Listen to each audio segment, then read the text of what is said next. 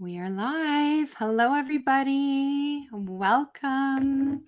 For those of you who don't know me, my name is Lara Dawn. I am the founder of the ADHD Village. I'm also a teacher and an ADHD parent coach. And we're going live right now in the ADHD Village, but we're also live in Sean McCormick's group, EF Specialists. And Sean, I'll let you go ahead and introduce yourself. Hey, everybody. Happy Thursday. My name is Sean McCormick. I'm the founder and clinical director of Executive Function Specialists. I'm also a credentialed special education teacher in California. And I'm excited to be here chatting with you, Lara, about how to help students with executive function challenges. Thank you. And Sean, I love how you're so supportive in our group. We were just chatting before we came on camera. I'm so thankful that you are the ADHD Village's executive functioning expert. So glad to have you here sharing today. Absolutely. Yeah. I mean, the majority of people I work with are moms and dads, usually moms, to support their kids who are struggling with managing school effectively. So it's kind of the perfect partnership and marriage of needs. I love to support and help out. And I know the ADHD Village has a lot of ADHD mamas and moms who are helping kids with ADHD. So it's good. It's good to find my little tribe too, or connect with your tribe. Amazing. So interesting. Between the two of us, I think we're covered from kindergarten to grade 12 because your qualifications are grade 7 to 12 and mine Correct. are K to 10. So we're covered. Yeah. So parents, as you're watching, let us know what grade are your children in so we have an idea.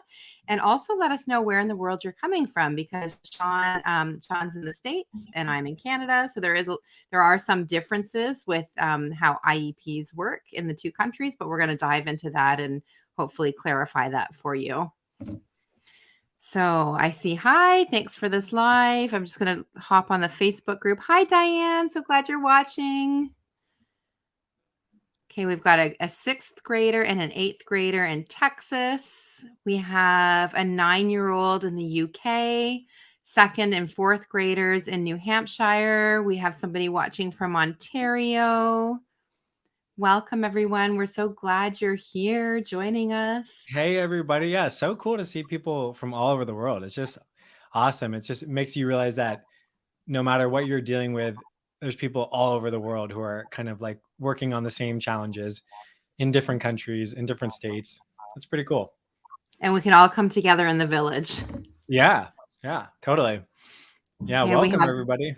Hmm. somebody in grade 2 and grade 4 in Ontario, Hmm. cyber school in the 6th grade out of Philadelphia, 2 eighth graders in Wisconsin. We've got a Hmm. third grader. So we've got a little bit of a range here. Yeah.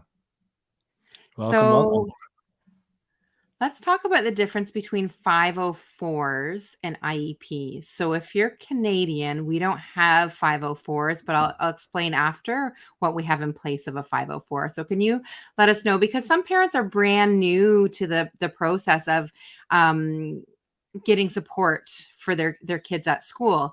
And I Yeah. just want to mention that your child has a right to education. They have a right to access their education. And if they have a neurodiversity like ADHD that's standing in their way from accessing the curriculum, then we as the parents, the educators, it's our responsibility to remove those obstacles that are in their way so that they can access their curriculum. Their disability should not be blocking them from accessing education. So that's why we Mhm. have 504s and IEPs in place. Correct.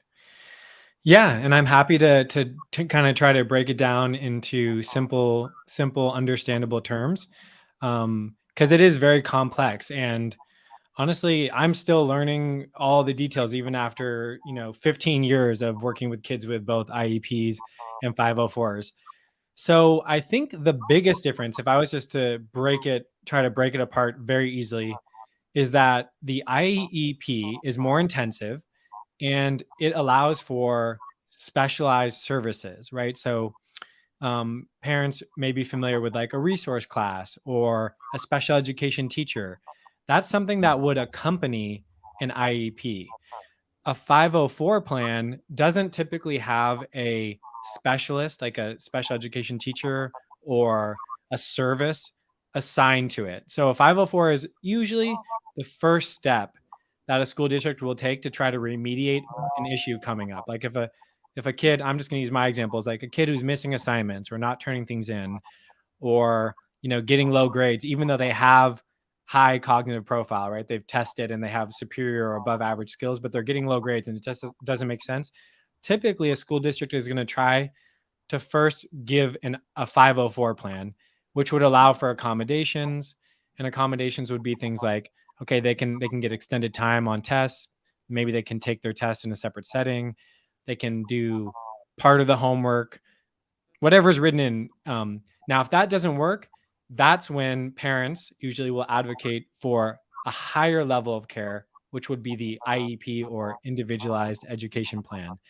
So that would allow for the parents to have access to a special period where their student gets help from a credentialed teacher, a special education teacher, or it might allow for assistive technology services where someone's going to teach them 30 minutes a week how to use their computer more effectively, or could be many different things. There's many, many, many services, but typically those will only be utilized with the IEP plan, not with the 504. Hope that helps. Yeah. So in Canada, we have IEPs, individual education plans. We don't have 504s, but we have what's called an accommodated only IEP, which is exactly the same as a 504. In order to have an IEP put in place, we usually have what's called a school resource team meeting. So that meeting includes parents, teachers, special education teachers, principal. Often there's a psych ed consultant who's there. Often the child and youth counselor is a part of that meeting. So it's a big, like a conference. And at that conference, the needs of the child are shared, their strengths, their needs, and what's very helpful at those meetings is if you have documentation from an expert. So it could be from the doctor, but what's really helpful is if you have a full psych ed assessment. That gives a lot of information. It gives the full learning profile, and it gives all kinds of suggestions for the school to implement it. Right in that psych ed assessment, it tells teachers what accommodations they can put in place. So so in Canada, we would start generally with an accommodated only IEP. And then from there, if there's more needs, like for example, often kids with ADHD often have a learning disability. So if the child is well below grade level in language or math, then we might modify their curriculum. So we might reduce the number of expectations that they need to do at that grade level. If they're significantly behind, we might lower the grade level. So they might be in grade 4, but working on a grade 3 reading program. So that's called a modification. And then we have alternate areas. So this is what Sean was talking about, where there's a special program. So there might be an alternate area in maybe communication, if that's a specific area your child needs to work on. Sometimes there are some behavior goals that would be on an alternate area on the IEP. Yeah. Well, can I add to that, Lara? Because I Yes. think you made a really good point. It is such a good idea to walk into these meetings with an assessment done. I think in my experience, oftentimes parents don't have that because they just didn't know that they have the right to an assessment. So that's one of the biggest things parents should know, parents and guardians, is that I can't speak for, and you'll have to tell us, Lara, about the rules in Canada, but in the United States, you have a right to an assessment. And what that means is you can Google this, you can easily Google this, but you can send the school an email and it can be very simple. And you can say, I'm concerned my child is not making adequate progress, and I would like for them to be assessed for special education services. I have a template on my website. I'll drop it into the comments later. But you can request that. That causes the school district to legally need to respond to you within 15 business days. If they don't respond to you, they're violating the law.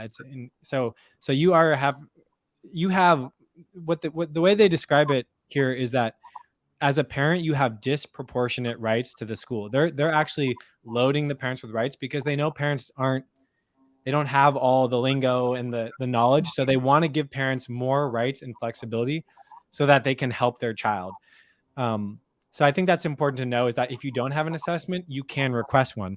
And that also requires the school district, if they don't come up with a plan to assess, or they deny it, they have to prove why they're not going to assess your child. And so it puts a responsibility on the school district to prove, with data, why they're choosing not to assess your child. And I don't see that happen very often. So I wanted to share that as well.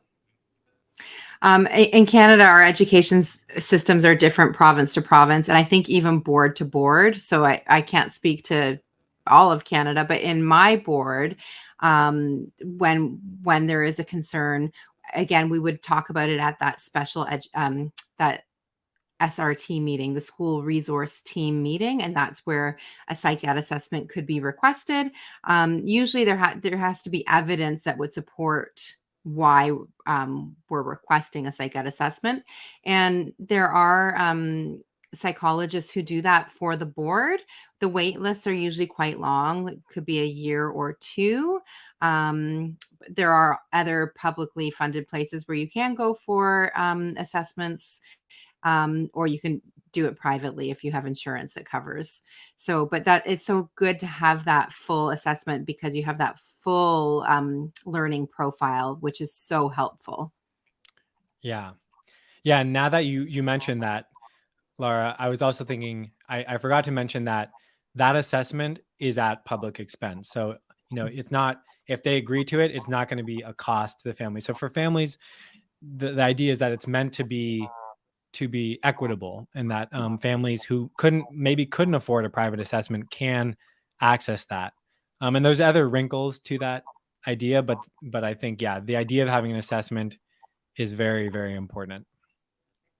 Now, one of the villagers in the group asked a question when you posted that beautiful IEP post, and her question was like, can there be like kind of a standard, like this is what an IEP for a grade 4 student looks like. This is what an IEP for a grade 5 student looks like. And so I do direct parents and teachers to a website. It's called CADAC, CADDAC.ca, and I will share it in the comments later. Or maybe, yeah. Anyway, I'll share it later. But it's the Canadian awareness for ADHD. And there are excellent examples on that website of accommodations that can be used on an IEP. So I like to, even for my own sons who both have ADHD, I like to look at that at the beginning of the school year. I like to look at their previous IEPs. I like to look at that list of accommodations and really think about what could be helpful for them. But Sean, maybe you can let us know why IEPs aren't a one size fits all. Yeah, no, it's a great point, because yeah, of course you want this to be easy and manageable, and you want to just pick the things that work. But at the same time, IEP, I stands for individualized, and it really has to be tuned to the needs of the child very, as specifically as possible. Otherwise, it's just another general ed tool in a sense. So that's why you have people like myself and Lara who are going to write, they're going to look at the assessment. We're going to see like, okay, the area of need is writing, right? This child is struggling to expressively write. They only write one sentence when the teacher requests a paragraph or something. And so we're going to take that information, and then we're going to craft a goal that should be able to be met within a year. So we're trying to look a year out and imagine, if this is the baseline, right? If right now this child only writes one sentence when the teacher requests a paragraph, what should they be able to do within a year based on this assessment, based on all of this knowledge? We're trying to take in all the knowledge about it and then make a projection about where they should be in a year. And so that's what the goal is about. And the goal has to be very specific because we have to collect data to prove like, hey, they're making progress. Like we send out progress reports and then we meet in a year because parents get one meeting a year. However, remember, as a parent guardian, you can request as many IEPs as you want. You can request, you want to be reasonable, but you have the right to request as many meetings as you need to understand and be involved in the process. So that's why you can't just take a cookie cutter goal, or you have to really base it on what's the student's current, we call it present levels. What are their present levels of performance? Their PLEPs. That's what they're going to say in the IEP meeting. And where should they be in 1 year when we meet again? And so a really good special education teacher is going to craft a goal that they can track and support for a year, or they can pass to the next provider and that person can take on the responsibility of tracking your student's progress. In my board, we say our IEPs are living, breathing documents. Like they're always changing because we're taking into consideration, like, what accommodations you put in place for your child may work one day. And then, a week later, those same accommodations may no longer work. Or maybe they've mastered that skill and they don't need those accommodations anymore. So it's a living, breathing document. It can always be changed and modified. There's a lot of questions coming in that I kind of want to address before we go on. Yeah. Mm-hmm. So somebody just said, is this being recorded? Yes, it is. So it will be live in both of our groups, so you can watch the replay later. Is that assessment based on grade? My experience is schools will wait longer, even if asked. So I think that Facebook, it just says Facebook user here on my computer, but I think you're talking about the psych ed assessment. Is it based on grade? It's based on need. It can be before school. I mean, kids are assessed before they even enter school at times. If a parent goes to it's different, but there's like regional centers where if a kid's not hitting their developmental milestones, they can get assessed. Keep in mind, every assessment is also different. If the assessment tools that are used are based on the suspected disability. So, for example, if a kid or student is not reading, then the assessment is probably going to be really based around like tests and assessment tools that would evaluate reading. But if it's something to do with their hearing, they're going to go to an audiologist or someone who's an expert in that to assess it. And oftentimes an assessment has 3 different professionals collaborating to put in data about different areas of need. So the assessment is a unique thing in itself. But the important part as a parent to know is like, what are you seeing? What's concerning you, and then document that, like email chains, put that in a Google Drive folder, like document this, email the teachers, ask them if they're noticing it. You just want to be documenting your concerns so you can bring that to the assessment professional later if you suspect that your child may need an individualized education plan. Yeah, that documenting is really important. Actually, a friend of mine who also has a child with special needs, when my son was maybe 6, she said, well, bring your binder. I'm like, what are you talking about, my binder? She's like, well, show me your binder. I don't have a binder. Anyway, this is my binder. How fat that is. So in my binder, I have everything. And this was like the best organizational tool that my friend shared with me. So I'll just flip through and tell you what all the categories are. So my first category is IEPs. So every single one of my son's IEPs are in here because it's information. It's things when I go to any kind of specialist appointment, doctor's appointment, an IEP meeting, anything, I've got my binder with me. So my next category is psych ed assessments, and then other assessments. Then I have a part where there's work samples. So from each grade, there's a few like samples of like writing and math and reading, just a few things like that. Any assessments done by the school. Then I have a section where all the report cards are. Sorry, it's taking me a little while, but I think this was like the best thing to have this binder. Then I've got a section for suspensions or, behavior things. Behavior plans. What else? I think what I'll have to do, Laura, is I'll have to make a outline for a binder, like a little printable or something, and people can they can just Yes. put their headers on it. Cause I mean, the other reason, Laura, I'm going to add to that Yeah. the binder is so important is because when your child graduates from high school, you can take that IEP data, and if they're going to a college program where, and most schools have this, sometimes it's called student accessibility services. Other times it's called disability resource department. But you can bring their IEP and you can say, this is documentation that my child has a learning difference. And that will give them access to special supports in college. So it's really important to keep that stuff because it's a tool for your child to access education, even in their master's program or in their graduate school. And then it can live beyond there. I've seen people take that into their first job and get accommodations from their job, and their job pays for coaching support because they have a documented learning difference and they need extra support. So it's a I'm very valuable tool to I'm so use. glad you said that, because one of Yeah. the moms in the village reached out to me today to say her son, who's in high school, got his first job, and she was wondering if they should share with the employer that he has ADHD and he has some special needs. Like, should they say anything or not?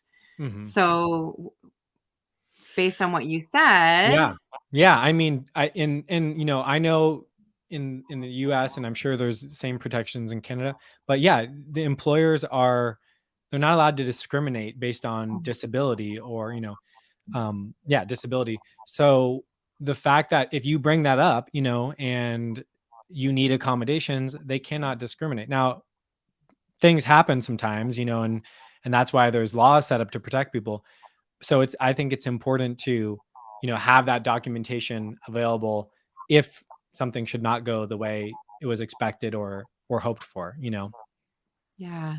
I want to say too about having the binder with all the stuff. It's helpful when you go to doctor's appointments. I know we're kind of off the IEP topic, but when you go to doctor's appointments and you're talking about medication, you can look up all that history in your binder.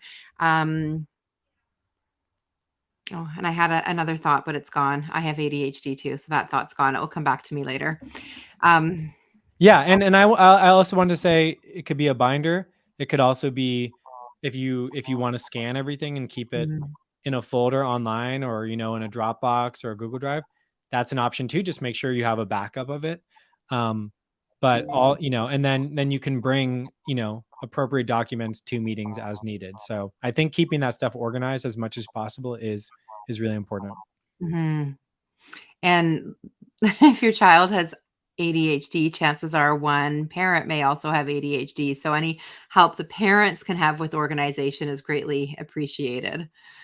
Okay, so back to the questions that are coming in. If the IEP looks the same year after year, doesn't that mean it's not working? What should a parent do if that's the case? So IEPs should be reviewed multiple times throughout the year. So I know in my board, for the first 6 weeks of school, we have special education teachers who work with the homeroom teacher to put the IEP in place. So they're reviewing it at the beginning of the year, and then they're contacting parents so parents always have input in the IEP. But the question is, if the IEP looks the same year after year, doesn't that mean it's not working?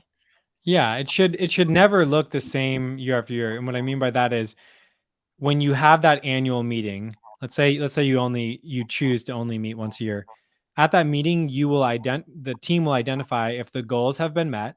If they have not been met, new goals will have to be proposed in the areas of need because that goal wasn't servicing the child.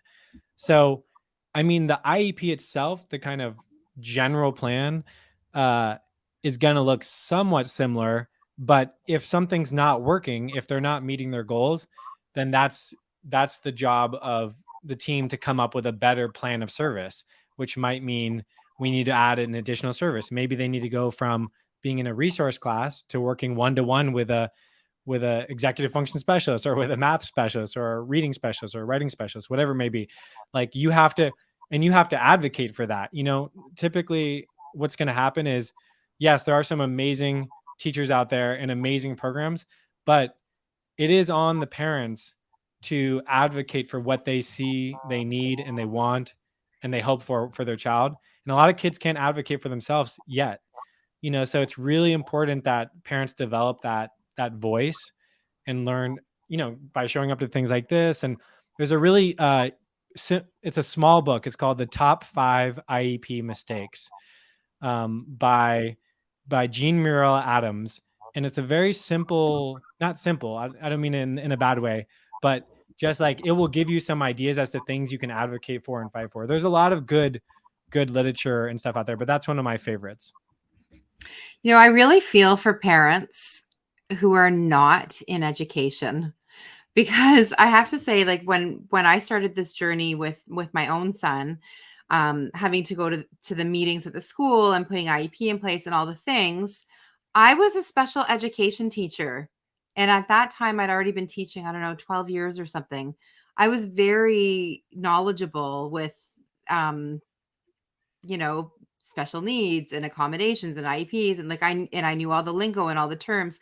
And I remember sitting multiple times, sitting in those meetings, like the tears burning behind my eyes or just streaming down my face because I couldn't keep it in. And I always thought, I really feel for the parents who don't have a background in education, because you don't know what you don't know. So how do you know what to ask for if you Yeah. don't know?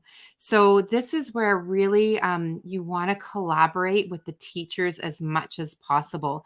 And if your child's teacher doesn't know, then you say, okay, well, can we bring the special education teacher in? Can we bring the principal in? Like, who can we talk to who can, help us with these answers that we need?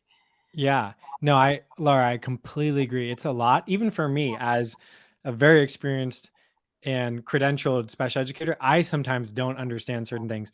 And here's my tip for families and parents, is that ask what your rights are. Just say, like, my kid's failing this class or whatever, they're struggling. I don't want this to happen. What are my rights? What can I have? What am I entitled to support my child? And most of the time, people are going to be honest with you if you ask the right questions. And I always ask that. I'm like, look, we've tried this, we need to take it to the next steps. What are our rights? What is the process? And I just ask, and it's like, the school will give you the answers if you ask, what are your rights?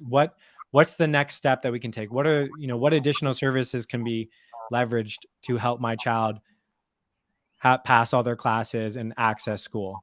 So that's an important question to ask.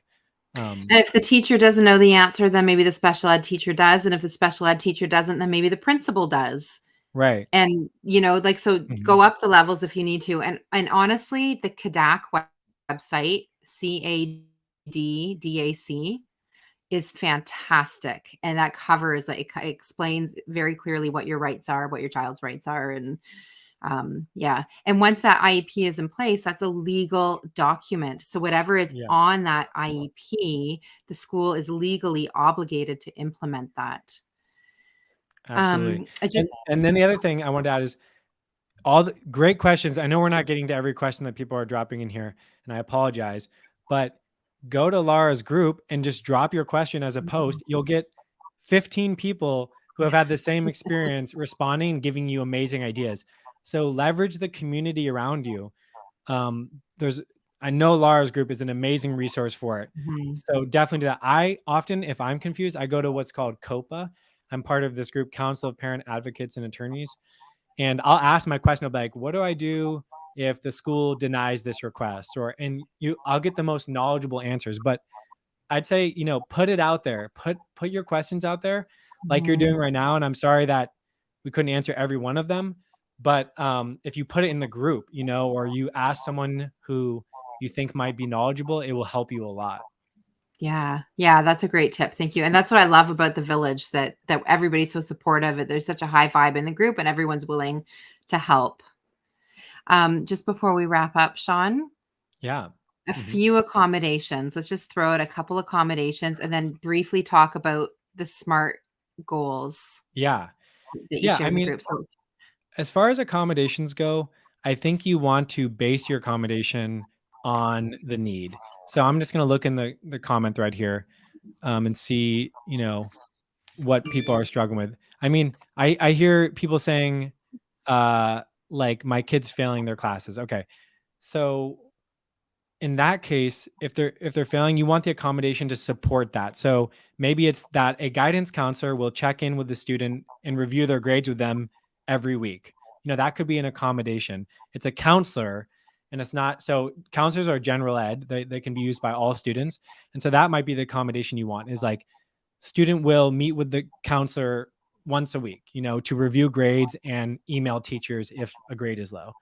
So you really, it's hard to say like these are the best because they're different for each kid. mhm. But common areas of accommodations would be something based around time. Like, do they need more time than their peers to complete projects or tests?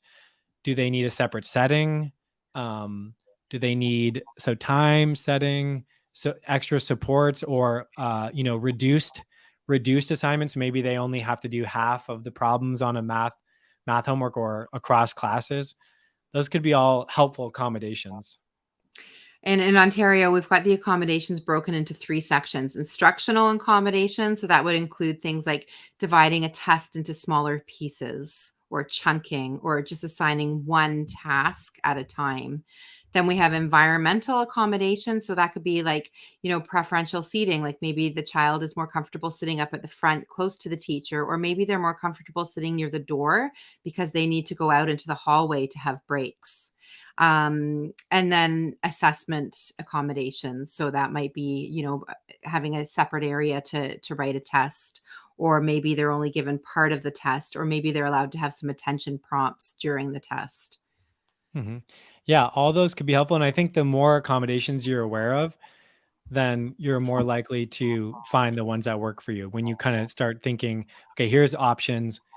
And then also it's about getting your kid to like feel like that's the one that they're going to use, especially with the 504, is that you want the kid to be like, or your student, your child, to say, yeah, I can use that. Oh, that one's not so helpful. So you want their buy-in. Mhm. Otherwise, it's not going to be so helpful. Yeah, that's really important because the I in IEP is the child, Mhm. the individual child. So you want them to be a part of it. Um, Sorry, there was a question that came in. It's gone. Sorry. So what inspired this whole conversation today was the post that Sean shared in the group that had 4 beautifully written SMART goals that could be used on an IEP. So in Canada, that would be like on an alternate area of the IEP. So can you just let us know what makes a good SMART goal? Because I know the wording seems like some people were questioning the wording. It doesn't sound like very personal. Do you know what I Yeah. mean? Yeah. Well, I mean, totally. I mean, and these goals, these are just ideas, right? To get people thinking about what a goal could be. But the key to a goal is that this is my experience, is that someone should be accountable for that goal besides the student. The student should be trying to reach the goal, but someone needs to be able to help the child or student reach that goal.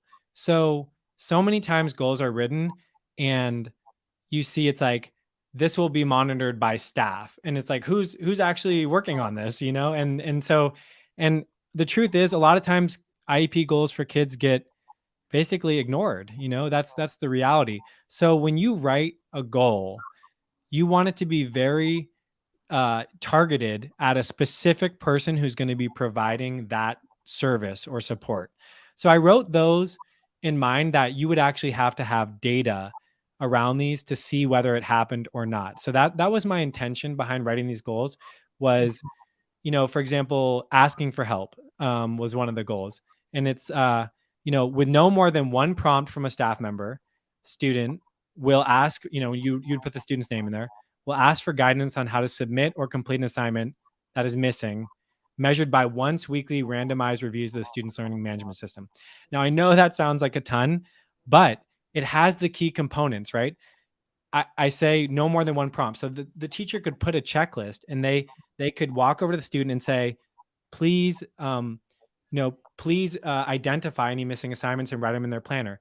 And if they do it, then they check it off, right? They did that after one prompt. If they don't do it, then, you track the number of prompts. So the spirit behind this was just writing goals that could actually be tracked by someone working in the school, so that parents can say, can I see the data? Can you show me the tracking sheet you used? And you're entitled to that. You're entitled to ask for clarity on how these things are being measured and assessed, and to evaluate it from your own perspective, and to ask for something different if it's not working. So that was what I was trying to Yeah. get across. I probably can't break it down into a ton of detail because it will just be annoying to everyone. But that's what I wanted to share. But the wording feels like kind of unfamiliar Yeah. to most of us. Yeah. And that's the reason why, is because it has to be measurable. And I know one of the Right. villagers posted in the group, like, well, it seems like, it doesn't seem personal when they just say, my son will do such and such a thing 3 out of 4 times. But the reason why is so that it can be measurable, just like Sean Right. was explaining. So the teacher can have a checklist and document. Exactly. Yeah, and I totally get that. It's hard for me still to fully read IEP goals sometimes, but I do it for a living, and I evaluate other people's IEP goals and help them learn how to write better ones. And so it makes a big difference, and if you can take the time to try to understand it as much as you can and make sense of it and actually track progress on these things, and hold the school accountable, it can be a huge, I mean, it can be the difference between a meaningful education and one where the child is being moved forward without actually someone tracking this stuff. So So the yeah, goals are SMART goals. Can right. you let us know what the SMART Yeah, acronym so stands for? SMART stands for specific, right? Like what is going to be achieved, what specifically is what going to happen. Measurable, like can you measure it? So, it's like, is it an A in the class or not an A? Actionable, can the student take an action around it? Can they like fill out their calendar and you can see that, right? So specific, measurable, actionable. The R stands for realistic. Is it within their, I call it the zone of proximal development? Is it actually something they could achieve within a year? And then T stands for time bound, and so it says by May of next year, student will have done this, this, and this, to reach the goal. So it has to be specific, and those other parts of it as well. Thank you. Yeah. Thanks everyone for joining today. Thank you, Sean, for sharing your expertise, and we'll definitely connect about that binder system. Yeah. And parents, if you have more questions, just go ahead and drop them in the ADHD village, and somebody will get back to you, whether it's me or Sean or another villager who has expertise in this area, and we'll all support each other around this. The more support, the more we support each other, the better it is in supporting our kids, right? So we're all in this together. Absolutely. And thank you, Lara, for inviting me on today. And thanks everybody for joining.